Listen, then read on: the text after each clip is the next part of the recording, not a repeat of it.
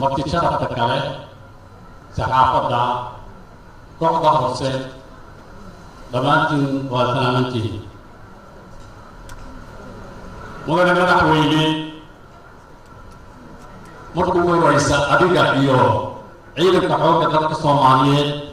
waxaan idinku hambaliyeynayaa munaasabadan 58 guurada ee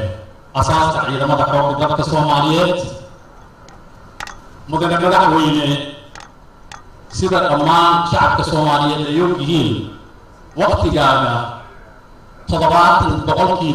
waxaad siisay ciidamada qalabka sida dib u dhiskooda guud ahaan gaar ahaan ciidamada xoogga dalka Soomaaliyeed arrinkaasi waxay farxad gelisay shacabka Soomaaliyeed waxay yididiilo gelisay shacabka Soomaaliyeed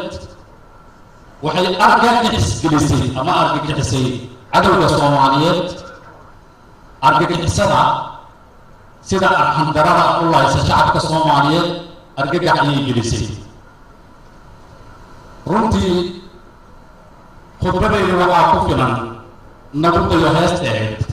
waxaan leeyahay mas-uuliyiinta Soomaaliyeed dhammaantiina waa in lagu daydaa madaxweynaha jamhuuriyadda federaalka Soomaaliyeed oo waqtigiisa geliyey 70% dib u dhiska ciidamada qalabka sida madaxweyne khudbad dheer ma istaagin wixii faahfaahin warbixina runtii taliyaha ciidanka xoogga dalka Soomaaliyeed ayaa faahfaahiyey oo runtii aad aan u amaanayo muddada aan wada shaqeyno oo hadda aan wada joogno nin aad u karti badan oo howlaha uu qabtana runtii ay ku dheehan tahay daacadnimo iyo karti iyo wadaninimo ay ku dheehan tahay